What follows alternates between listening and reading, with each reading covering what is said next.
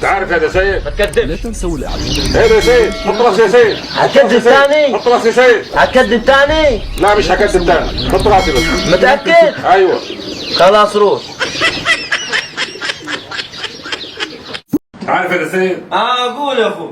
انا في مره خرمت الحيط بالابره. لا يا شيخ. اما فاكرين انت؟ انا غفله.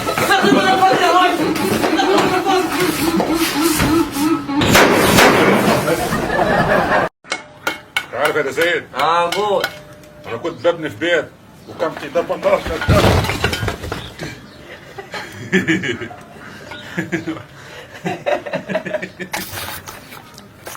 انت عارف يا سيد؟ قول. مشي ديانة وزير الدفاع الاسرائيلي عارفه؟ عارفه. انا اللي خرمت عينه. كده؟ خرمت عينه بالنبله. لا يا شيخ. امال فاكر ايه؟ طيب عارف البحر الميت؟ عارفه ايوه. انا اللي موتته. لا يا شيخ.